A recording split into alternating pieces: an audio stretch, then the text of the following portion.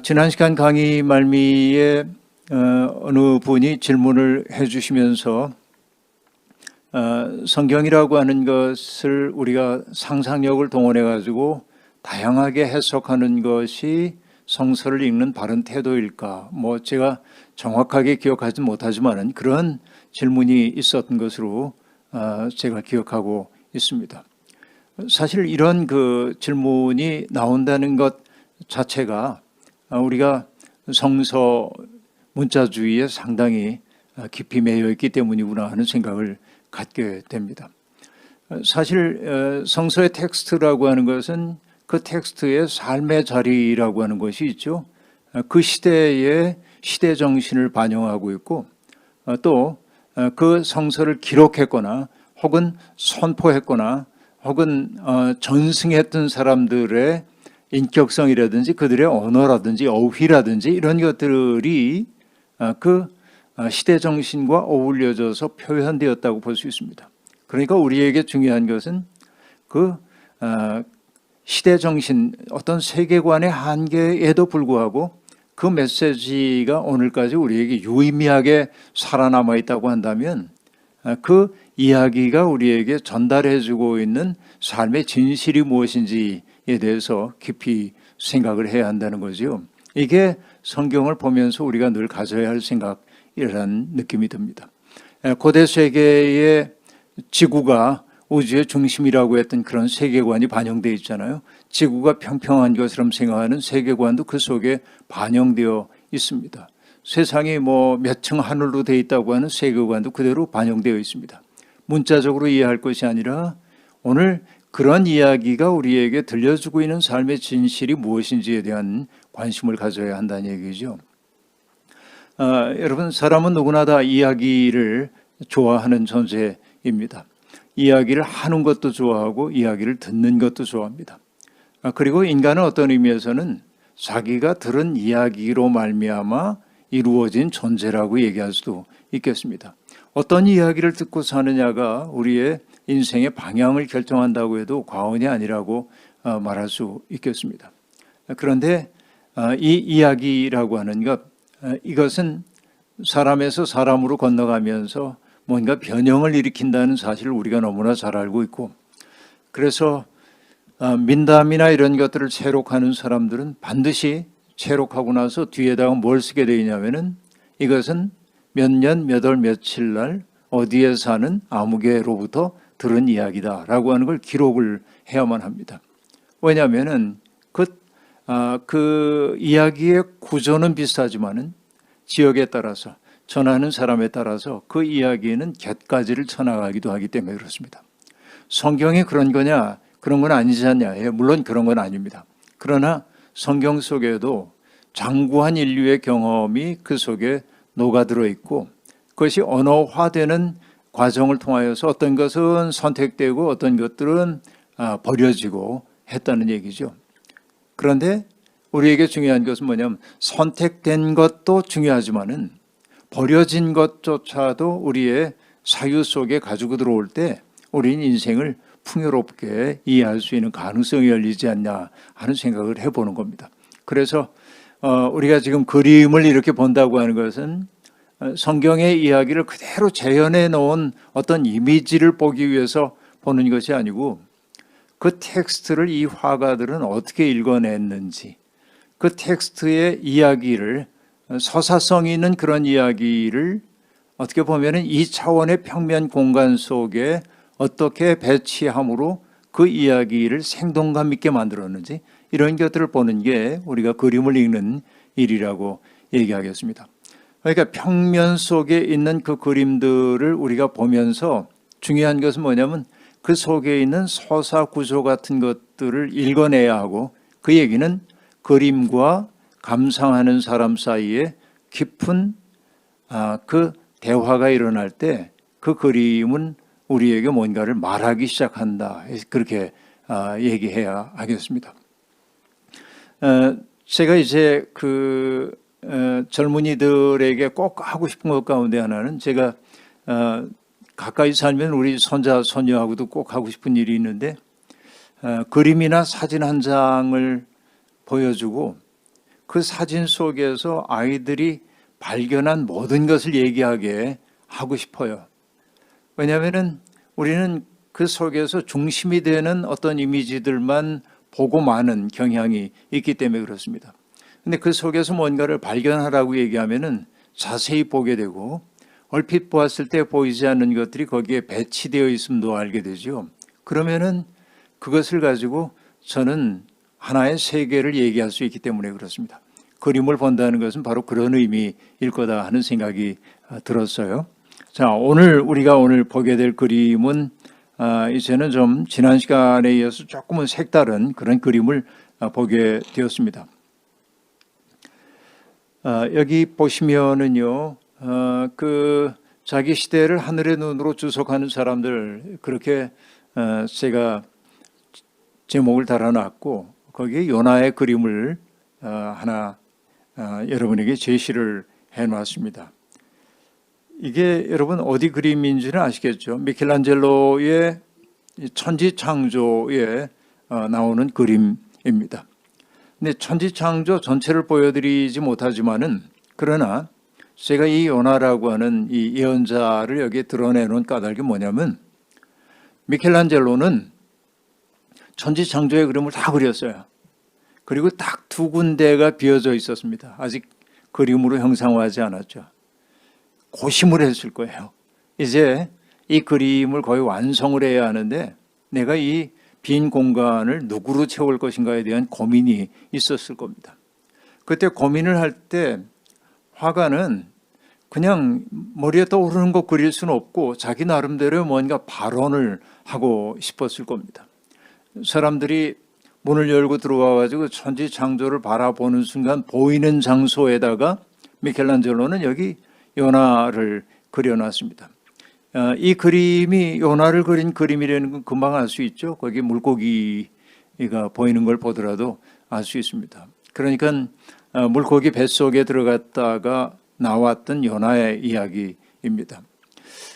많은 사람들이 물고기 뱃속이라고 하는 것은 인간의 실존이 경험할 수밖에 없는 궁극적 그 한계 상황을 뜻한다고 그렇게 해석하기도 합니다. 그래서 최수철이라고 하는 소설가의 소설 가운데도 고래 뱃속에서라고 하는 소설이 있는데 이것은 암담한 그 시절의 이야기를 그렇게 형상화해 놓은 것이라고 볼 수 있습니다. 그런데 어떤 사람들이 짓궂게 묻죠. 그 지중해 세계에 거기에 사람을 삼킬 만한 큰 물고기가 있는가 뭐 이런 그 질문을 던지기도 합니다. 그것도 이제 합리적 의심이라고도 볼 수 있겠습니다. 그러나 여기에 등장하고 있는 물고기는 실체로서의 리얼한 물고기일 수도 있지만은 사실은 아시리아가 신으로 숭상하고 있는 신의 모습이기도 하지요. 그러니까 이 요나의 모습이 물고기와 이렇게 형상화되어 있는데 미켈란젤로가 아시리아의 그 신화를 가지고 그렸다고 볼 수는 없지만은 요나가 이렇게 이제 있습니다. 거기 보면은 뭐 요나가 굉장히 당혹스러운 모습을 보이고 있고 요나 이야기를 많이 담으려다 보니까 나뭇잎도 이렇게 보이고 우리가 뭐 아주까리 잎이 이제 하루아침에 이렇게 떨어지는 이야기도 합니다만 그 모든 것들을 담으려고 애를 쓰고 있는데 도대체 미켈란젤로는 왜 그의 그림의 거의 마지막 부분에 요나를 그렸을까? 이게 이제 우리의 질문입니다. 자, 미켈란젤로가 이 그림을 그렸을 때는 이단 척결의 시대이기도 합니다. 그래서 르네상스 시대에 이 가톨릭에 대해서 비평하고 있는 사람들에 대한 그 굉장한 그 박해가 벌어지고 있던 그런 시기라고 볼 수 있는데 요나는 그 이방 민족까지 긍휼히 여기시는 하나님을 상기시키기 위해서 동원된 인물이라고 그렇게 얘기를 해야 하겠습니다. 그 머리를 가려줬던 박넝쿨 하나가 벌레가 먹고 또 뜨거운 동풍이 불어와가지고 해까지 비춰가지고 다 타버리고 이걸 가지고 불평하는 요나에게 하나님이 하셨던 말씀이 있죠. 너는 이거 하나 아끼는데 앞뒤 분별하지 못하는 사람 12만 명이 있는 이 도성을 내가 아끼지 않을 수 있겠느냐라고 얘기하는 대목입니다. 그러니까 미켈란젤로가 지금 들려주고 싶어하는 이야기는 뭐냐면 우리와 다르다고 해가지고 그 대상들을 함부로 우리가 제거해도 되는 대상으로 말하는 것은 이것은 하나님의 뜻에 위반되는 거 아니냐라고 하는 강력한 메시지가 이 속에 담겨 있는 것으로 그렇게 보여집니다. 그 다음에 그림을 보시면은 이게 이제 미켈란젤로가 마지막에 남겨뒀던 두 빈 공간에 요나와 더불어 그린 존재입니다. 누구일까요? 여기 보면은 예레미야라고 써 있기 때문에 금방 알 수 있습니다. 예레미야이죠. 예레미야가 깊은 고뇌에 잠겨 있습니다. 그렇죠? 얼굴 그 오른손으로 얼굴을 이렇게 이제 입 있는 데를 가리우고 있고 고개를 깊이 이렇게 숙이고 있습니다. 자신이 예언한 모든 재앙을 직접 체험해야 했던 사람입니다. 예루살렘의 폐허 한복판에 그가 앉아 있습니다. 그러니까 그는 서글픈 탄식을 하고 있습니다. 예언자의 운명, 그러니까 내가 하나님의 말씀을 전함으로써 동족들에게 닥쳐올 불행을 예고할 수밖에 없는 그런 불행한 예언자의 운명, 그러면서도 사람들로부터 단절될 수밖에 없는 예언자의 고독 같은 것들을 얘기하면서 어쨌든 무너지고 있는 중세의 세계를 바라보고 있는 자로서의 예민한 미켈란젤로의 자의식이 반영된 글입니다. 이렇게 우리가 볼 수 있습니다. 그러니까 어떤 그림이든지 그 시대를 반영하고 있다는 말씀을 드리기 위해서 이 그림을 여러분께 보여드렸습니다. 그러나 이 그림은 조금 더 달라집니다. 이것은 렘브란트의 그림인데요. 잘 알려져 있는 그런 그림입니다. 보기에 비해서 그렇게 큰 그림은 아니고요. 적당한 크기의 그림인데 여러분 이 화면 속에서는 그렇게 잘 드러나지 않지만 화면의 왼편에 보면은 이렇게 마치 동굴 박힌 것처럼 보이는 그곳에 불그스레한 기운이 일고 있는 모습을 볼 수 있습니다. 사실 원래 그림을 보면은 이 불그스름한 것이 불타고 있는 성인 것을 알 수 있고요. 그리고 그 불타는 성을 등지고 이쪽 화면 쪽으로 나오고 있는 사람이 하나 있는데 눈이 멀어서 방황하고 있는 남자가 등장합니다. 이 그림에서는 예레미야만 보이기 때문에 거의 그들이 눈에 띄지 않는데 실제 그림에서 보면은 제가 이제 이게 포인트가 없기 때문에 포인트가 있나요? 여기 있네요. 여기 이렇게 보여지는지 모르겠어요. 여기 이게 불타는 성이고요. 여기 이제 사람 하나가 이렇게 보입니다. 등지고 나오는 사람이 보이고 있어요. 그리고 이런 불타는 예루살렘을 바라보면서 지금 그 예레미야는 아주 슬픔에 가득 차 있습니다. 왼팔로 얼굴을 이렇게 괴고 있고요. 그리고 흥미로운 사실은 뭐냐면은 예레미야가 입고 있는 옷이 매우 화려합니다. 그렇게 낡은 옷들이 아닌 것을 알 수 있어요. 앞에 있는 그 금빛 나는 그 모자 같은 것만 보더라도 그 밑에 늘어져 있는 그 옷들만 보더라도 상당히 화려하다는 것을 알 수 있습니다. 이것은 요세푸스가 기록했던 유대 고대사에 의하면은 바벨론 왕이 예레미야에게 온갖 값진 선물을 주었다고 합니다. 그러니까 이 렘브란트는 바로 그런 요세푸스의 고대사를 염두에 두고 이렇게 조국의 멸망을 보면서 슬퍼하고 있는 이 예레미야가 그럼에도 불구하고 적국 왕의 호의를 뿌리치지 못하고 있는 그런 쓸쓸함, 이런 것들을 보여주고 있는 것 같습니다. 그런데 예레미야가 상당히 비탄에 잠겨 있는데 우리가 눈여겨봐야 할 것 가운데 하나는 뭐냐면 보통은 그 렘브란트가 빛의 화가라고 하기 때문에 빛을 굉장히 잘 활용을 합니다.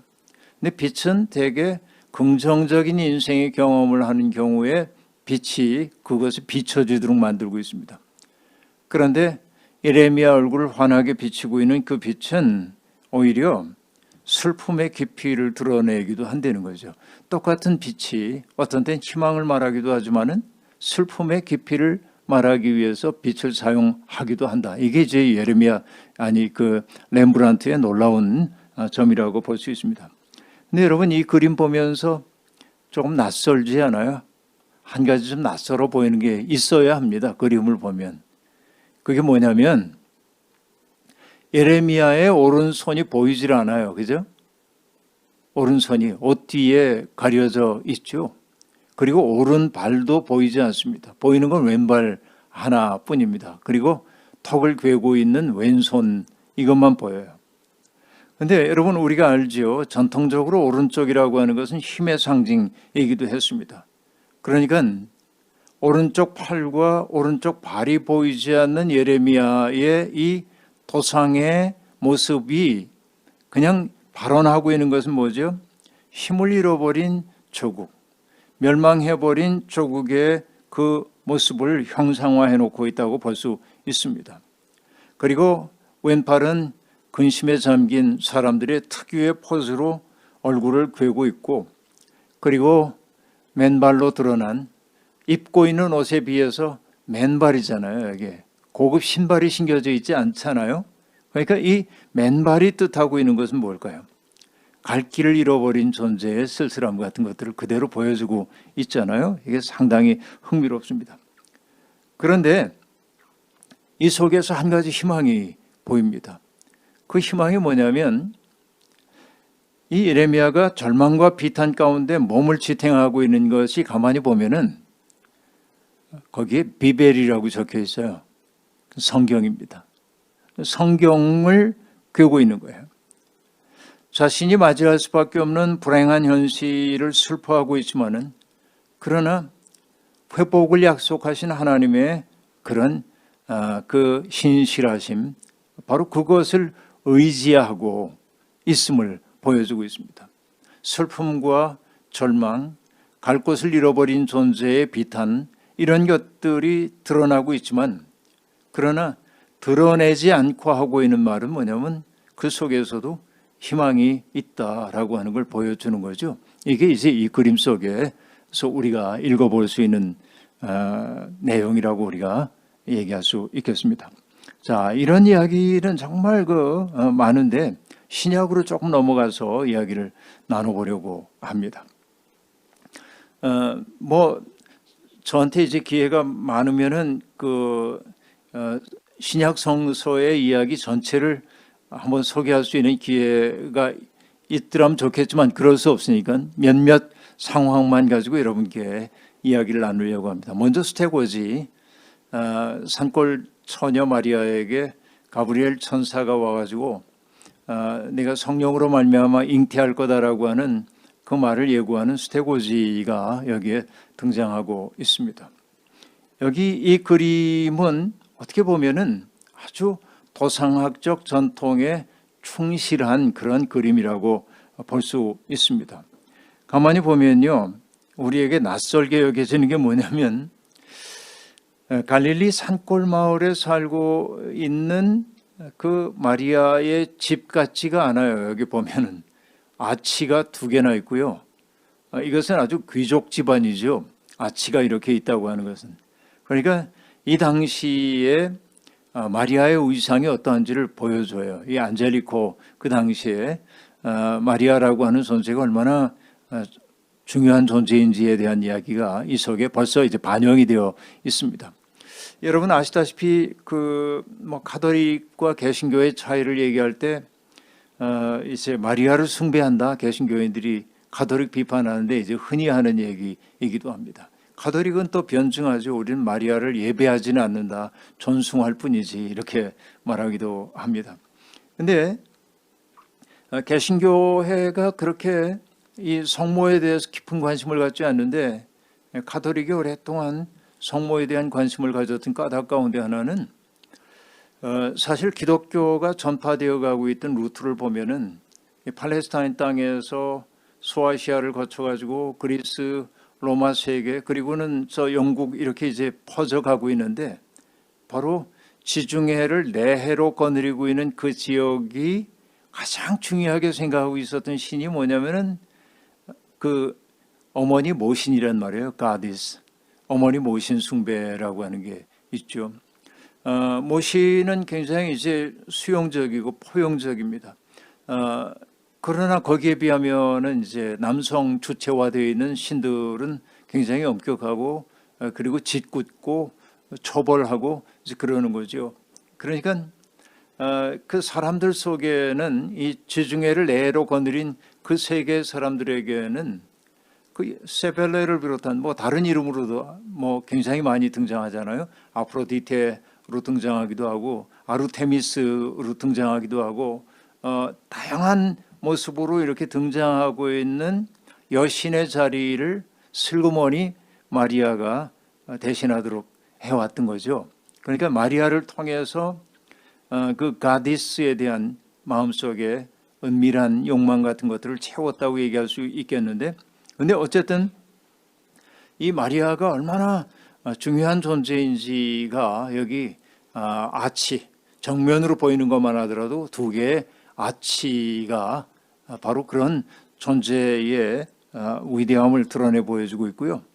그리고 당혹스러운 이 그 스테고지를 받고 있는 마리아의 자세를 보면은 아주 경외심에 차 있습니다. 고개를 앞으로 이렇게 숙이고 있고요. 똑같이 이 가브리엘 천사의 모습도 토상학적으로 거의 똑같은 모습으로 나타나고 있습니다. 그리고 여러분 여기 보이지만은 여기 보면은 이 하늘로부터 빛살 하나가 이렇게 지금 내려오고 있잖아요. 마리아에게. 그 빛을 우리가 이제 볼 수 있습니다. 화면 왼쪽에서 마리아에게로 비치는 광선은 신적인 은총에 의해서 수태가 일어나고 있다고 하는 사실을 보여주고 있는데, 그런데 그러고 보니까 우리의 눈에 띄는 그림들이 있죠. 그것은 화면의 왼편에 있는 그림인데요. 그건 뭐냐면 낙원에서 추방당하고 있는 아담과 하와의 모습이 여기에 이렇게 등장하고 있습니다. 아담과 하와가 이렇게 있죠. 가죽옷을 입고 있습니다. 그리고 천사에게 등을 돌린 채 있습니다. 그렇죠? 이런 그 도상학적 모습 정말 그 장엄해 보이고 경건해 보이고, 그렇죠? 그래서 이 두 세계가 지금 대조되고 있는데, 왼편에 있는 아담과 하와의 세계는 다소 어둡고 마리아와 가브리엘 천사가 있는 이 부분은 상당히 밝게 처리가 되어 있기 때문에 인류의 어둠과 밝음이 여기에 대조되고 있음을 넌지시 보여주고 있습니다. 이것은 뭐 해석의 여지가 없는 그 시대의 신학을 그대로 반영하고 있는 그런 그림이라고 얘기할 수 있겠습니다. 그런데 이 다음에 보게 될 그림은 이것도 스테고지거든요. 스테고지. 어디에서도 스테고지라고 하는 흔적이 잘 드러나지 않는 그림입니다. 이 그림을 그린 사람은 헨리 테너라고 하는 사람인데요. 1859년에 태어나서 1937년에 세상을 떠난 분입니다. 그리고 아프리카계 미국인입니다. 달리 얘기하면 뭐 피부색 얘기해서 안 됐습니다만 흑인이었다는 얘기죠. 이 얘기를 굳이 하는 까닭이 뭐냐면은 소수자로 살아갈 수밖에 없었고 시대의 서름을 한껏 맛볼 수밖에 없는 그런 존재로 헨리 테너가 살았다고 하는 것을 얘기하기 위해서입니다. 그는 피츠버그에서 7남매의 마지로 태어났거든요. 그리고 아버지인 벤자민 터커 테너는 미국에서 조직된 아프리카계 미국 감리교회 감독입니다. 그러니까 상당히 유명한 감독 집안에서 그가 태어났습니다. 그리고 그가 그러니까 미국 나이로 꼭 20살이 되던 1879년에 펜실베니아 예술 아카데미에 입학을 합니다. 그런데 그 해 입학생 가운데 유일한 흑인입니다. 그러니까 재능이 상당히 뛰어났다고 하는 사실을 알 수 있습니다. 그러나 어쨌든 그 시대에 그 흑인들이 차별을 받고 있던 시대이기 때문에 이 헨리 테너의 재능을 아주 귀하게 여긴 애틀란타 지역의 감리교 감독이 너 미국에서 활동하지 말고 인종차별이 조금 덜한 프랑스로 가는 게 어떠냐. 그래서 프랑스로 이주를 시키게 됩니다. 그래서 그는 파리로 건너가 가지고 자기의 집안의 전통이 그런 것처럼 성서를 주제로 한 그림들을 많이 그리기 시작합니다. 유명한 거는 사자굴 속의 다니엘이라든지 선한 목자라든지 나사로의 부활이라든지 이런 그림들을 많이 그리게 됩니다. 그리고 그의 그림은 신화적 세계를 그려내지 않아요. 상당히 리얼리즘에 충실했다고 얘기할 수 있습니다. 그 때문에 이 헤니 테너의 스테고지를 보면은 앞에서 우리가 프라 안젤리코, 여러분 그 프라 안젤리코라고 하는 사람은 안젤리코는 천사라는 뜻이니까 천사 같은 수사라는 뜻이거든요. 별명이에요. 그러니까 아주 경건하고 좋은 사람입니다. 그러나 그 시대의 한계 속에 딱 갇혀 있었는데 여기 헤니 테너는 스테고지의 현장을 아주 공벽진 어느 방을 배경으로 삼고 있음을 볼 수 있습니다. 굉장히 그 리얼한 거죠. 어떻게 보면은 침대 오른쪽 위에 이렇게 보면은 여기에 보면요, 여기에 물항아리가 이렇게 보이죠. 그리고 여기에 등잔이 보입니다. 그리고 침대를 이렇게 보면요, 시트가 아주 꼬깃꼬깃한 거 보면은 아주 공벽한 집안인 게 이렇게 드러나고 있습니다. 바닥도 보면은요, 고르지 않아요. 울퉁불퉁합니다. 그러니까 정말 가난한 집안이라고 하는 게 여실히 이렇게 드러나고 있고요. 여기 양탄자도 보면은 가지런하지 않고 보풀도 나오고 뭐 아주 그 낡아 빠진 양탄자인 것을 알 수 있습니다. 그런데 침대에 다소곳이 걸터 앉아 있는 마리아의 모습을 보면은 어린 티가 나죠. 굉장히 어립니다. 어린 티가 이렇게 나고 있습니다. 여러분 뭐 나중에 그 어느 분하고 공부하게 될는지 모르지만은 그 유명한 그 피에타 있잖아요. 피에타. 여러분 잘 아는 레오나르도 다빈치의 그 피에타를 이렇게 보면 거기에 마리아의 모습이 아들보다 훨씬 젊어 보입니다. 어디에 바티칸 성당에 있는 거기 들어가서 보면은 그 피에타의 모습을 보면은 마리아의 모습이 너무나 어려요. 그러니까 그냥 요즘에 그 미소녀라고 얘기하기도 뭐할 정도로 너무나 젊게 이렇게 보입니다. 그런데 그 까닭은 그가 착각을 했기 때문에 그렇게 한 게 아니고 그렇게 한 게 아니고 제가 그 레오나르도 다빈치라고 얘기했네요. 엉뚱하게.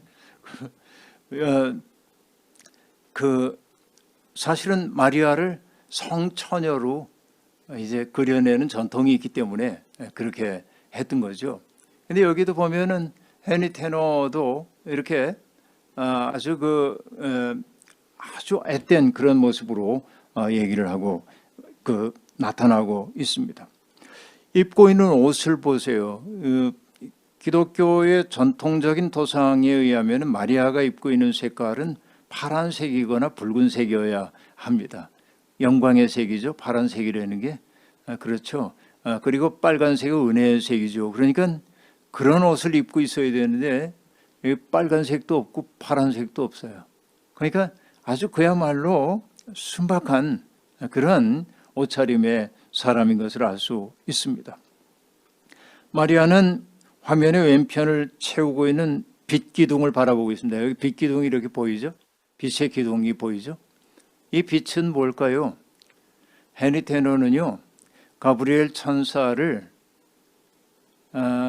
빛으로 여기에 형상화해 놓고 있음을 우리가 알 수 있습니다. 그러니까 그게 어떤 그 인격이 느껴지고 있는 빛인 거예요. 그래서 마리아는 그 빛을 올려다보지도 못하고 경외심에 찬 모습으로 이렇게 바라보고 있습니다. 이 시선이 여기를 향하고 있죠. 그래요. 그 빛은 환합니다.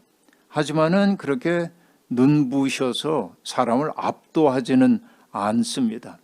그 빛은 고요히 공간을 채우고 있을 뿐입니다.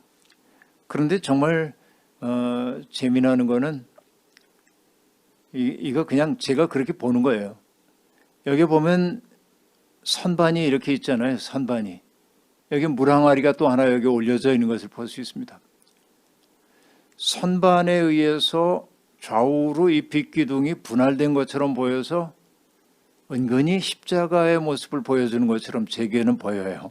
이게 상당히 그게 정말 헤니 테노가 그걸 의도했는지 의도하지 않았는지 모르겠지만은 그냥 제겐 그렇게 보이더라 하는 얘기입니다. 빛기둥이 마치 십자가처럼 보이기도 합니다. 근데 여러분 그 그림을 유심히 보셔야 한다고 얘기했죠.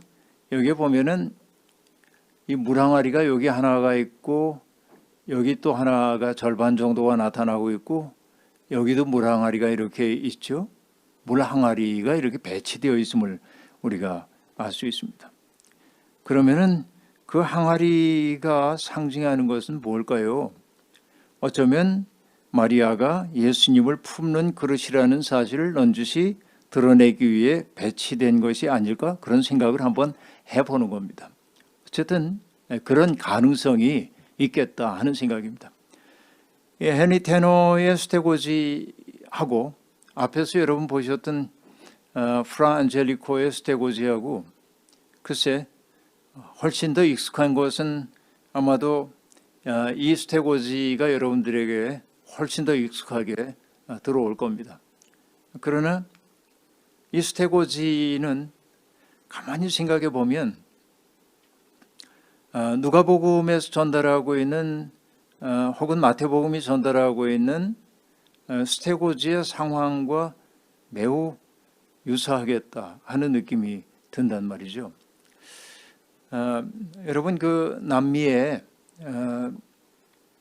옛날에 남미의 그 수많은 그 사제들이 군부 독재에 항거하다가 죽임을 당하기도 하고 그래서 사제들이 아주 많이 모자랐죠.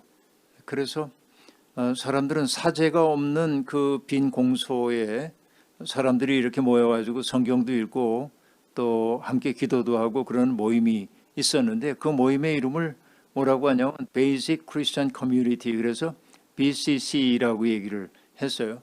사제가 미사를 드릴 수는 없지만은 그러나 그곳에서 함께 모여 삶을 나누고 말씀을 나누고 기도를 나누는 그런 모임을 했던 거죠. 굉장히 아름다운 모임입니다. 그런데 솔란티나메라고 하는 곳에 있는 어민들과 그 어민들의 성서 이야기 나눴던 것들이 우리나라 말로 번역된 적이 있었는데 제가 흥미롭게 본 적이 있습니다. 대부분의 사람들이 문맹이었기 때문에 성경을 스스로 읽을 수가 없어요. 근데 기초 공동체에 있는 어떤 사람이 성경을 읽을 수가 있어서 그 성경을 사람들에게 읽어줍니다. 그럼 가만히 듣죠. 그리고 그 들은 말씀을 가지고 얘기를 나눕니다. 그때 한 여인이 이렇게 얘기합니다. 성모 마리아님이라고 하면은 아주 고운 그 섬섬옥수 같은 그 손가락에 옥반지를 끼고 그리고 마디 하나도 없는 그런 분일 것 같은 느낌이 그동안은 쭉 들어왔는데 여기에 이 말씀을 듣고 보니까 그분의 얼굴이 우리처럼 노동에 검게 그을리고 우리처럼 노동을 해가지고서는 손마디가 굵고 그런 사람의 모습이 떠오른다는 거예요. 그러니까 마음이 열린다는 거죠, 거기에. 여러분 이런 거이죠. 어떻게 보면은 성경의 전문가라고 하는 사제들이 성서와의 만남을 가로막고 있는지도 몰라요. 근데 어쨌든 우리에게 훨씬 더 익숙한 이 도상도 있지만은 그러나 여기에서 보고 있는 헤니 테노의 그림을 우리 눈앞에 보고 나서 성경을 읽고 나면 훨씬 더 실감 있게 이 텍스트를 읽을 수 있지 않나 하는 생각이 들기도 합니다. 그 다음 얘기를 좀 볼까요? 여기도 이제 제가 조금 대조를 하기 위해 두 개의 그림을 이렇게 보여드리고 있습니다. 주세페 리베라라고 하는 굉장히 유명한 화가입니다. 대개 그 1400, 1500년, 1600년 이 어설에 살았던 분들을 주로 소개할 수밖에 없는데 그들이 성서를 주제로 가장 많이 그렸기 때문에 그런데요. 이 주세페 리베라의 그림은 상당히 흥미롭습니다. 스페인계 이탈리아 화가인데 아주 고전적인 그 세례받는 그런 모습을 취하고 있는데, 이거 여러분 아까 우리가 프라 안젤리코의 그림에서 봤던 도상과 유사하다고 느끼지 않습니까? 마리아가 두 손을 이렇게 앞으로 모은 것처럼, 가브리엘 천사가 두 손을 앞으로 모았던 것처럼 예수님도 세례받고 있는 예수님이 스테고지의 포즈를 취하고 있다는 거 흥미롭게 보여집니다. 이것은 순종의 태도, 자세라고 볼 수 있습니다. 그런데 이 주세페 리베라는 등장인물들을 화면에 가득 차게 배치함으로써 감상자들이 화면에서 벌어지는 사건에 동참하도록 만들고 있음을 볼 수 있습니다. 저 위에 보면은 비둘기가 보이죠? 그렇죠. 우리가 이제 예수님이 세례 받으시는 이야기를 할 때 들려왔던 하늘이 열리고 성령이 비둘기처럼 내려오심을 보았더라라고 성경이 얘기하죠. 그러니까 이 세례 받으시는 장면은 어쨌든 시청각이 다 동원이 됩니다. 하늘에서 소리가 들려오잖아요. 너는 내 사랑하는 아들이다 하는 음성도 들려오고, 성령이 비둘기처럼 내려오는 모습 보이고, 아주 전형적인 포즈이고, 세례를 집전하고 있는 세례자 요한의 모습도 사뭇 경건하고, 그 세례에 입회하고 있는 저 존재들은 가만히 보면은 도상학적으로 보자고 한다면 천사의 얼굴을 하고 있음을 볼 수 있는데, 이런 아주 전형적인 모습을 보이고 있습니다. 다음 그림을 한번 보실까요? 자, 이 그림은요, 그 아까 얘기했던 주세페 리베라보다 한 150년 이 정도 먼저 태어난 사람입니다. 피에로 델라 프란체스카라고 하는 사람의 그림입니다. 중기 르네상스의 대표적인 그런 화가라고 얘기할 수 있겠는데요. 자, 뭐 디테일을 좀 봐야 된다고 말씀을 드렸으니까 얼른 눈에 띄는 인물이 몇 명인가를 여러분 빨리 한번 헤아려 보세요. 보면은 나무를 중심으로 해가지고 오른편에 세례 받으시는 예수님과 세례를 베푸는 요한, 그리고 옷을 벗고 있는 남자 하나가 보이죠. 일단은 그렇게 보입니다. 그리고 나무 기둥 좌편으로 세 사람이 등장하고 있는데, 여러분 제일 마지막에 있는 사람의 등에 날개에 달린 것을 볼 때 이 셋이 천사라고 하는 사실을 우리가 금방 여기 알 수 있습니다. 여기 천사의 날개가 이렇게 보이고 있죠. 이들은 천사들입니다. 셋이. 근데 이게 잘 보이는지 모르겠어요. 근데 여기 이 두 천사, 요 왼편에 있는 두 천사는 지금 여기에서 벌어지고 있는 사건을 바라보고 있어서 천사들이 이 사건 속에 커미트먼트하고 있음을 보여주고 있습니다. 그런데 이 세 번째 천사의 시선은 이 사건으로 안 가요. 누구를 바라보냐면은 그림을 보고 있는 우리를 지금 바라보고 있습니다. 재미있죠? 이 시선이 이제 그렇게 우리를 바라보고 있습니다. 자, 이 6사람인 것처럼 보이는데 사실 이 그림 속에는 또 다른 사람들이 있습니다. 누구냐면 세례자 요한과 옷 벗는 사람의 절묘한 이 공간 속에 화려한 옷을 입은 사람들이 이렇게 보입니다. 여기에 잘 드러나지 않지만 이 사람이 이렇게 보여요. 여기도 보이죠? 사람이 원근법을 사용했기 때문에 작게 보이긴 합니다만 이렇게 보인단 말이에요. 이들은 뭐냐면은 바리새파 사람들과 사두개파 사람들일 겁니다. 그렇게 우리가 볼 수 있습니다. 자, 어쨌든 나무 뒤에 살짝 몸을 숨기고 있는 천사들의 몸짓이 너무나 해학적이고 흥미롭습니다. 왜냐하면 이 마지막 천사가 장난이 심한 것 같은데, 두 번째 천사의 어깨 위에다 손을 턱 이렇게 올려놓고 있습니다. 그리고 이쪽 손을 보면 왼손으로 그 천사의 손을 이렇게 잡고 있습니다. 그죠? 상당히 흥미로운 그런 모습입니다. 그런데 이 세 천사의 모습은 서로 이렇게 연결되어 있음을 보여주고 있는데, 셋이 연결되어 있음을 보여주고 있는데, 그 디테일한 부분들을 쳐다보면서 자, 이 둘의 시선은 사건을 바라보고 있지만은 여기에 한 천사는 그림을 감상하고 있는 우리를 바라보고 있고 그의 손이 어깨 위에 얹혀져 있고 이 손이 이렇게 손 붙잡고 있고 이렇게 연결되어 있는 모습을 보이므로 우리는 이 그림을 보면서 뭔가 약간 유머를 느끼죠. 약간 활기 같은 걸 느낍니다. 이게 이제 이 그림 속에 숨겨져 있는 하나의 장치라고 얘기할 수 있겠습니다. 그런데 여기 멀리 보이고 있는 이 풍경은 요단강 주변의 풍경이 아닙니다. 이스라엘 가보신 분들은 알겠지만 요단강 주변의 풍경이 아니라 이 그림인 피에로 델라 프란체스카의 고향인 토스카나 지방의 그 모습을 갖다가 지금 그림을 그리고 있습니다. 실제로 여기에 이제 등장하고 있는 이 식물들이 있잖아요. 여기 이런 식물들이 있습니다. 이 식물들이 다 토스카나 지방에서 나는 식물들을 여기다 이제 그려놓고 있습니다. 그러니까 어떻게 보면은 토착화했다고 할까요? 그런 그 흥미로운 지점이라고 볼 수 있습니다. 자, 그런데요. 여기 우리가 중요하게 봐야 할 것이 있습니다. 기둥처럼 이 화면을 좌우로 분할하고 있는 이 나무는 이렇게 이제 줄기가 뻗어 가가지고 마치 이 사건이 벌어지고 있는 이 사건을 위에서부터 이렇게 감싸 안는 아치 형태인 것을 우리가 알 수 있습니다. 그렇죠? 그래서 무성한 나뭇잎이 일종의 아치가 되어서 예수님을 보호하고 있습니다. 그리고 그 나무 아래로 비둘기가 보이는데요. 자, 이 비둘기와 아까 우리가 봤던 그림에서 보면은 이 비둘기와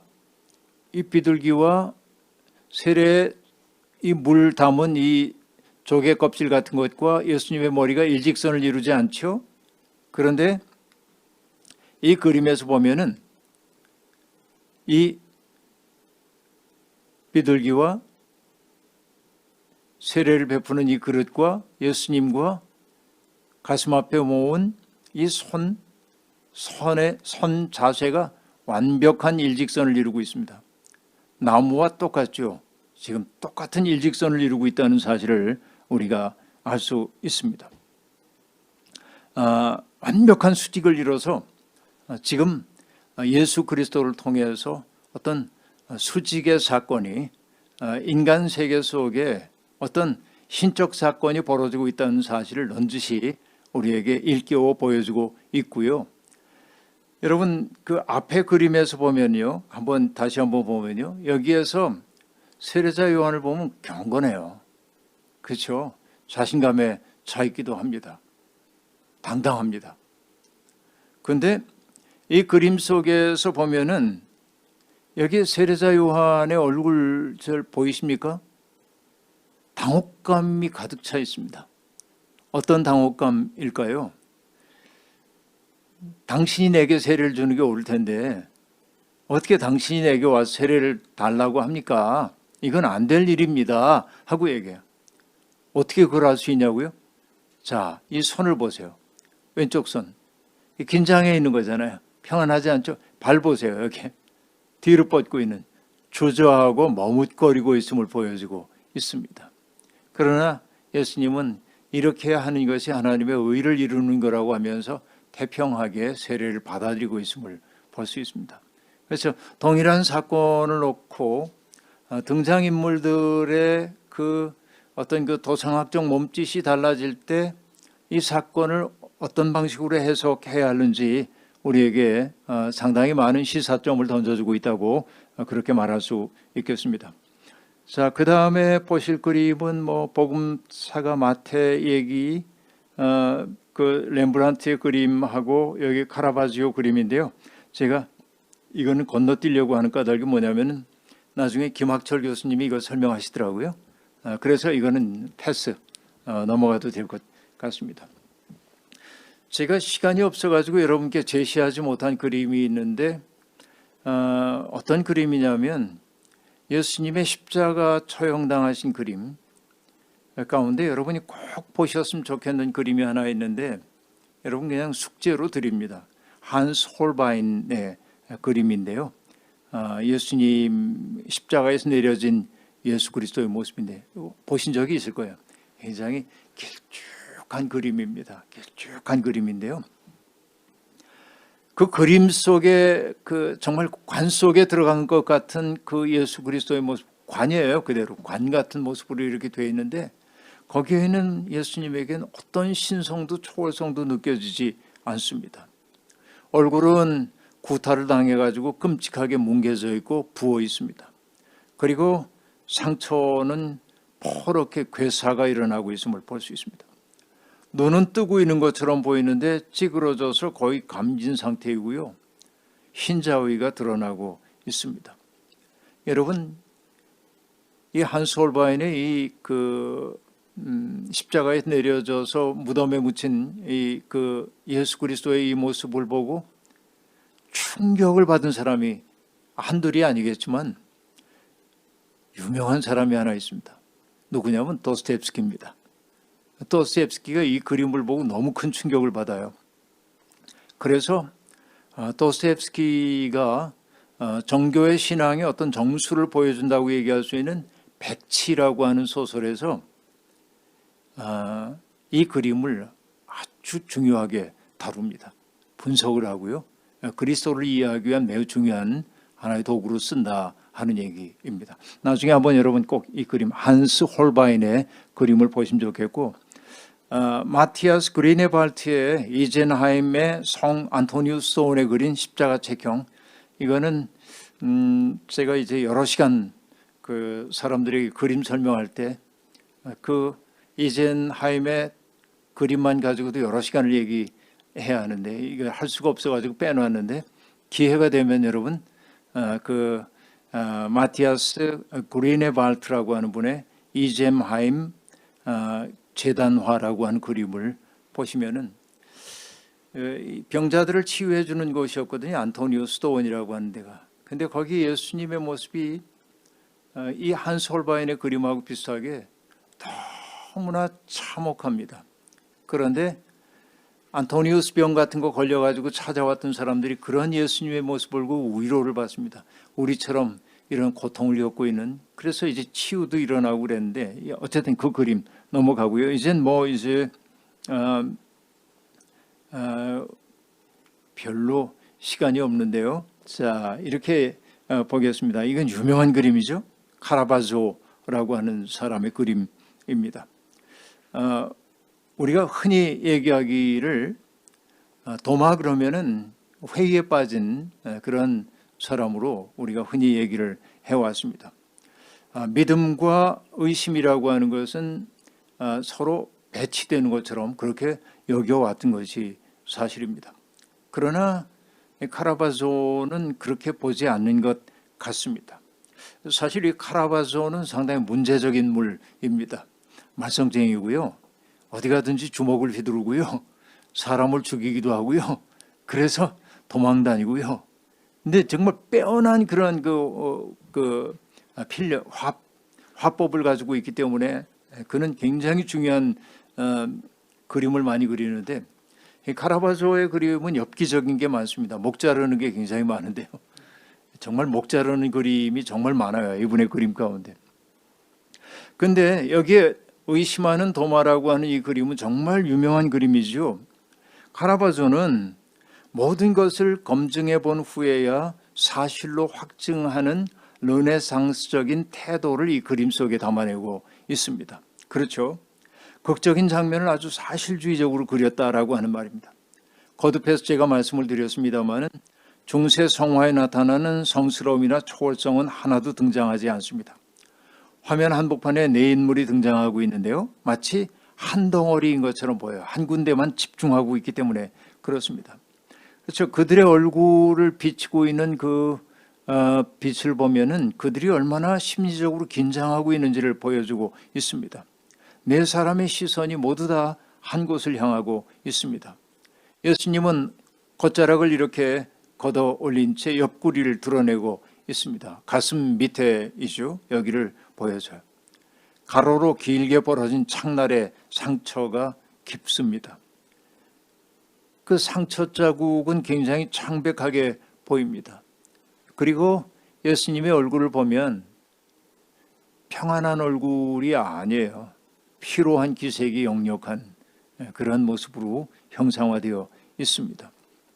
그런데 주님이 도마의 손을 왼손으로 잡고 그의 손을 잡아서 상처 부위에 이렇게 집어넣도록 하고 있음을 알 수 있습니다. 주님의 그 손등에는 못자국이 뚜렷하게 보입니다. 여기 이제 여기 못자국이 이렇게 보이죠? 못자국이 이렇게 보입니다. 이마에 깊은 주름이 잡힌 도마는 그렇죠. 회의주의자인 만큼 이마에 깊은 주름이 있는 거죠. 왼손을 허리에 이렇게 딱 얹은 채 오른손을 뻗어서 예수님의 상처 자국에 손가락을 깊이 찔러 넣습니다. 그런데 뒤에 서 있는 이 두 제자 역시 도마 못지않게 호기심에 차서 지금 바라보고 있음을 알 수 있습니다. 그런데 이 그림이 우리에게 주는 충격은 뭐냐면 어떤 외경심의 징후조차 안 보인다는 데 있습니다. 그런데 더 놀라운 것은 뭐냐면 도마에 손을 이끌고 있는 예수님의 손입니다. 여기에 대바라라고 얘기합니다. 그러니까 회의하는 것, 의심하는 것, 이것은 믿음의 적이 아니라 참된 인식에 이르기 위한 길일 수 있다는 사실을 가라바조는 그렇게 말하고 싶었던지도 모릅니다. 그렇죠? 동일한 사건을 놓고도 다른 방식으로 설명하고 있음을 볼 수 있습니다. 다음 그림 보실까요? 예, 시간이 너무 많이 갔네요. 아이고,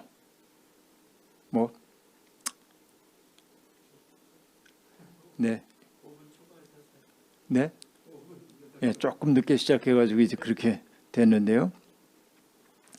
아까 얘기했던 그 프라 안젤리코의 그림 가운데 이 그림을 꼭 여러분께 보여드리고 싶어서 제가 조롱당하는 그리스도라고 하는 이 그림을 여기에 내놨습니다.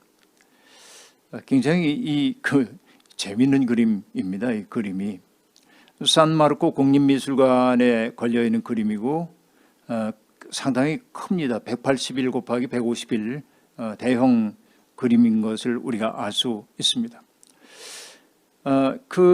이 작은 공간 안에 예수님의 순환의 내러티브를 많이 담고 싶었던 것 같습니다.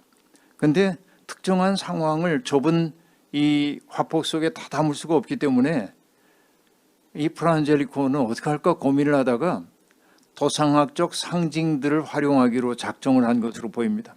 자, 연단을 보십시오. 연단에 예수님이 진홍색 의자, 여기 의자죠. 여기 진홍색 의자에 이렇게 앉아 계십니다. 이 진홍색 의자가 상징하는 것은 무엇이겠습니까? 그리스도의 보혈입니다. 그리고 예수님이 입고 있는 것은 뭐예요? 새하얀 튜닉 그리고 겉옷을 입고 있습니다. 그런데 예수님의 눈은 가리워져 있고 머리에는 가시면류관이 씌어져 있습니다. 그런데 예수님이 입으신 이 새하얀 튜닉은 바닥의 이 흰 서판과 어울려서 예수님의 영광을 은근히 드러내 보여주고 있습니다. 예수님의 영광을 지금 보여주고 있어요. 그리고 사람들의 눈길을 끄는 것은 여기 예수님의 머리 뒤에 들이우고 있는 후광이라고 볼 수 있습니다. 그런데 예수님이 앉아 계신 뒤편의 벽은 베이지 톤으로 되어 있습니다. 여기 그렇죠? 여기 베이지 톤이죠. 여기가 이렇게. 그런데 에메랄드빛 대리석이 마치 영화의 스크린처럼 딱 있어서 하얀색 튜닉을 입고 있는 예수 그리스도의 모습이 도드라져 보이도록 합니다. 요즘으로 얘기하면 포인트 벽지 같은 거 그런 것처럼 이렇게 보이기도 합니다. 그런데 가야바의 집과 빌라도의 법정에서 당하신 모욕과 수치의 순간들을 그렇죠? 하루 동안에 벌어졌던 하룻밤 사이에 벌어졌던 일이긴 하지만은 장소를 이동했음에도 불구하고 프라 안젤리코는 그 사건을 이 공간 속에 우겨놓고 있습니다. 자, 여기 보면요.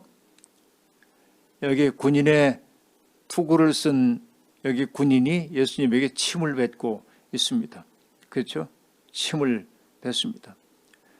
예수를 조롱하는 사람들은 손으로만 여기에 등장하고 있습니다. 예수님을 때리고 여기 뺨을 때리고 그리고 뭐라고 하냐면 누가 때렸는지 알아맞혀보라고 그렇게 얘기하고 있죠. 그리고 여기 갈대를 가지고 예수님의 머리를 때리고 있는 이런 모습도 보이고 있습니다. 그렇죠? 이런 그 예수님의 순환 내러티브 속에 등장하고 있는 조롱당하는 예수님의 모습을 낱낱이 보여주고 있죠. 네. 그래서 이 그림이 우리에게 던지고 있는 질문은 이런 것이죠. 여기 한 사람만 얼굴이 등장하고 여기에는 손들로만 이렇게 등장하고 있는데 이것은 도상학적으로 그렇게 표현할 수밖에 없기 때문이기도 하지만은 제게는 이게 어떻게 들리냐면 바로 이 손이 내 손이 아니냐고 묻고 있는 것처럼 보여요. 우리도 그리스도를 조롱하고 그렇죠? 이렇게 침뱉고 예수를 때리고 이러고 있는 것 아닌지 한번 묻자라고 하는 얘기이죠. 예, 넘어가겠습니다. 이 뒤에 놀림의 탕게레라고 하는 거, 내 몸에 손을 대지 말아라라고 하는 이것도 굉장히 유명한 도상이죠. 그 가운데 제가 라비아나 폰타나의 그림을 내놨던 까닭이 뭐냐면은 이게 놀림의 탕게레라고 하는 이 주제를 그린 사람은 정말 많은데 이렇게 그린 사람은 거의 유일하기 때문에 그렇습니다. 여기에 등장하고 있는 여기 예수님의 모습은 지금 뭐처럼 보이냐면은 동산지기처럼 보이거든요.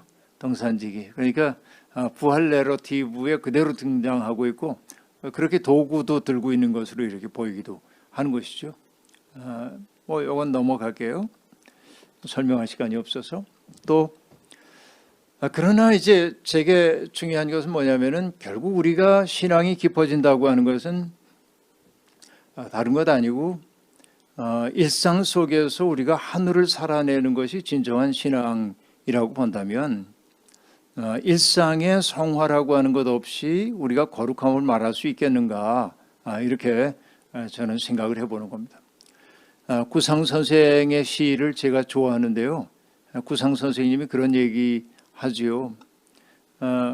우리 눈에 드리웠던 무명의 그 비늘이 벗겨지자 만유일체가 신비임을 깨닫습니다. 그렇게 말하면서 구상은 얘기합니다. 늘 보아오던 손가락이 5개라는 것도 놀라웠고 그리고 울 밑에 피어나는 개나리꽃도 부활의 시범을 보듯 사뭇 황홀합니다. 그렇게 말한단 말이에요. 그러니까 우리 눈에 들였던 무명의 비늘 같은 것들이 벗겨지게 되자 이전에는 볼 수 없었던 신비의 세계가 내 눈에 보이기 시작한다라고 하는 거죠. 여러분 여기에 내놓은 천사들의 부엌이라고 하는 그림은 무리오라고 하는 스페인 화가의 그림입니다. 여기 보면은 이 등장인물이 여기 이 사람이 누구냐면 프란체스코 엘 그란데라고 하는 이스토원에서 하급 수사로 일하고 있었던 페레스라고 하는 사람의 일화를 그린 거예요. 무리오가. 지금 여기에 보이고 있는 이 사람이 바로 그 허드렛 일을 하고 있었던 그 페레스라고 하는 사람입니다. 근데 그는 너무 가난했기 때문에 집에서 살 수가 없어서 그러나 신심이 깊었기 때문에 스토원에 들어왔거든요. 근데 라틴어나 그리스어, 스콜라 신학 수업을 받지 못하고 주로 부엌 일만 했습니다. 그러다 보니까 그는 공부보다는 기도 생활에 더 열심히 했고 하나님과의 깊은 친교 속에 머물 때가 많았습니다. 어느 날 기도에 몰두하다가 그만 식사 준비하는 걸 잊어버린 거예요. 뒤늦게 깨닫고 허겁지겁 부엌으로 달려갔는데 천사들이 부엌에서 식사 준비를 다 해놓은 거예요. 우리식으로 얘기하면 우렁각시 사건 같은 것들이죠. 그렇죠. 등장하는 인물들이 어떤 서사를 전달하기 위해 적절하게 배치되어 있습니다. 화폭의 한복판에는 크고 화려한 날개를 단 두 천사가 있죠. 여기에 두 천사가 이렇게 보입니다. 마치 연단에 선 것처럼 우뚝 서 있습니다. 한 천사의 손에는 물동이가 들려 있고요. 그리고 다른 천사는 여기 보면은 여기 빵에 손을 대고 있습니다. 빵에 손을 대고 있어요. 그리고 그들이 화면을 좌우로 가르는 역할을 하고 있습니다. 그들을 중심으로 해서 좌측에는 부엌에 들어서고 있는 두 명의 귀족과 그리고 한 명의 상급 수사가 보입니다. 여긴 귀족이죠, 두 사람이. 여기는 상급 수사예요. 수소 원장인지도 모르겠습니다만 상급 수사입니다. 그런데 이 부엌에서 벌어지고 있는 뜻밖의 사건에 깜짝 놀라고 있음을 보여주고 있습니다. 근데 그 앞에는 단정하게 무릎을 꿇은 채 기도에 몰입하고 있는 아까 얘기한 베레스 수사가 보입니다. 금빛 아우라에 감싸여 있고 그는 공중에 떠 있습니다. 영적인 희열을 표현하고 있습니다. 그런데 화면의 우측에는 예기치 않은 장면이 여기에 등장하고 있습니다. 여기에 부엌일에 열심을 내고 있는 천사들이 보이죠. 여기 보면은 뭐 그릇 배치하고 또 여기 뭐 물을 따르고 여기에 또 음식 조리하고 하는 이런 그 천사들이 있는데 다양한 연령의 천사들이 있죠. 이 절구에서 양념을 찢기도 하고요. 그렇죠. 아궁 위에 올려진 솥을 들여다보는 사람도 있고요. 각종 채소를 다듬는 사람도 보이고요. 그렇죠. 저마다의 일에 다 열중하고 있는데 그들이 전부 날개가 달려 있는 것이죠. 이 얘기는 이 페레스의 일화를 다루고 있지만은 이 무리오가 들려주고 싶었던 이야기는 뭐냐면 일상에서 자기의 일에 성실을 다하고 있는 사람은 하나님의 일을 하고 있다는 메시지를 던지고 싶었던 거죠. 그러니까 기도하고 스콜라 철학을 연구하는 것만이 거룩한 것이 아니고 바로 이런 일상의 일들을 마음을 다하여 하는 이들이 천사라고 하는 얘기를 이 그림을 통해 보여주고 싶었는지도 모르겠습니다. 여기 여러분 베르메르의 저울질하는 여인 이야기가 여기 등장하고 있는데요. 네. 베르메르의 그림은 굉장히 그 여성들이 정적으로 이렇게 등장합니다. 이 여인도 자기 일에 몰두하고 있습니다. 화면에 그 오른쪽 상단에 여기에 보면은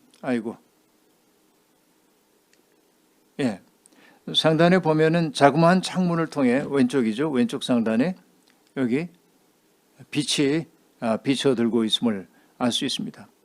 그 빛을 의지해 가지고 지금 이 여인이 천칭을 가지고 뭔가 무게를 지금 달고 있습니다. 근데 그 표정이 아주 평온합니다. 탁자 위에 놓여 있는 이 진주들이 아주 영롱하게 보이기도 합니다. 그렇죠? 근데 흰색 모피를 덧댄 푸른색 상의를 이 여인이 입고 있죠. 이렇게 여기 모피를 덧대고 있습니다. 이런 옷을 입고 있는데 흰 두건을 쓰고 이 여인이 이렇게 있습니다. 근데 여러분 유의해 보셨나요? 이 여인의 배가 불룩하지요. 여인의 배가 지금 불룩합니다. 분명히 임신 중입니다. 그 때문에 이 배 부분의 색깔을 약간 붉은색으로 표현을 하고 있습니다. 새로운 생명을 잉태했음을 보여주는 거예요. 근데 이 여인은 오른손에 세 손가락을 이용해서 천칭의 균형을 맞추려고 집중하고 있습니다. 그런데 왼손은 아마 임신하면 좀 힘든가 보죠. 왼손은 이렇게 몸의 흔들림 방지하기 위함인 듯 탁자 위에 가만히 놓여 있습니다. 근데 여기 천칭은 완벽한 평형 상태를 지금 이루고 있습니다. 그렇죠? 그래서 이거 가만히 보면은요. 좌우의 대칭점 이렇게 해서 좌우의 대칭점에서 이 여인의 천칭의 중심이 탁 놓여 있어요. 이게 아주 고도로 기하학적 균형을 이루고 있다는 사실을 우리가 알 수 있습니다. 그렇죠? 이 그림이 평온하게 보이는 까닭이 뭐냐면 좌에서 우로 군 대각선의 왼쪽은 적절히 어둡고요. 이쪽은 적절히 어둡고요.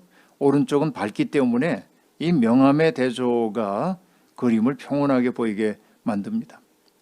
여인은 진주를 보면서도 흥분감을 보이지 않고 있어요. 그런데 이 그림에서 사람들은 이 여인만 바라보지만은 이 그림에서 매우 우리가 중요하게 봐야 할 것은 뭐냐면 배경을 이루고 있는 액자입니다. 여기 액자가 이렇게 보이잖아요. 액자 속에 담긴 그림을 누가 그린 그림이라고 말하기는 어렵지만은 이것은 최후의 심판 장면 같이 보입니다. 사람들은 이게 프랑드르 화가가 그렸을 거라고 얘기를 합니다. 위아래로 분할된 화면의 위쪽에는 진노하신 그리스도가 손을 들고 있는 모습이 여기 보여요. 심판 자리에 서 계십니다. 그 좌편과 우편에는 성모와 성인들이 놀란 듯 그리스도를 바라보는 장면이 있고요. 화면의 아래쪽 그 저울을 든 여인을 중심으로 좌우로 갈라져 있는데 왼쪽에는 복받은 사람들이 하늘로 들려 올라가는 모습이 등장하고 있고 그리고 오른쪽에는 저주받은 이들이 나타나고 있습니다. 굉장히 흥미로운 사실은 뭐예요? 이 여인이 들고 있는 게 뭐예요 지금? 천칭으로 여기에 진주를 재고 있는 것으로 보이는데 바로 여인이 마치 이 둘 사이 복을 받은 사람과 저주받은 사람 사이에 서 있는 것처럼 보이잖아요. 베르메르가 들려주고 싶은 이야기는 뭘까요? 우리를 심판하는 것은 절대적인 타자인 하나님이나 대천사가 아니라 우리들일 수도 있다는 사실을 이 그림을 통해 말하고 싶은지도 모릅니다. 세상은 온통 화려한 것들로 우리의 마음을 훔치려 하지요. 거룩한 것과 속된 것, 빛과 어둠, 영혼과 시간, 멈춤과 움직임, 이 속에서 균형을 이루며 살아야 하는 게 인생의 과제라는 사실을 베르메르는 이 그림을 통해 보여주고 있는지도 모르겠습니다. 여러분 뒤에 나오는 이 그림을 보니까 제가 이제 확인을 못했었는데 브루헬의 그림만 가지고 또 공부하는 목사님이 계시더라고요. 이건 그때 여러분 보시면 될 것 같아서 이건 그냥 넘어가겠습니다. 지난주와 이번 주에 이어서 두 번에 걸쳐서 그림으로 읽어보는 그 기독교 이야기를 해봤습니다. 전문가도 아니고 또 제가 그림을 그렇게 잘 읽는 사람도 아닌데 그냥 이렇게 재밌게 그림을 볼 수도 있습니다 하는 말씀을 드리고 싶었고요. 오늘 저하고 함께 나눴던 이 얘기가 계기가 되어서 여러분들이 서양의 미술사나 이런 것들을 조금 더 유심히 들여다보고 뮤지엄이나 이런 곳에 가서도 그림 앞에서 잘 그렸네 하고 그냥 지나가지 말고 유심히 좀 들여다보면서 그 속에서 우리에게 던져주고 있는 질문은 뭔지, 그 속에 담겨있는 서사성이 무엇인지를 자꾸만 생각하다 보면 우리의 영혼 속에 어떤 그 물꼬가 생겨나서 일상을 넘어서는 새로운 세계로 들어갈 수 있는 길이 열리지 않을까 하는 생각을 품습니다. 여러분의 그 공부에 진척이 있기를 바랍니다. 경청해 주셔서 감사합니다.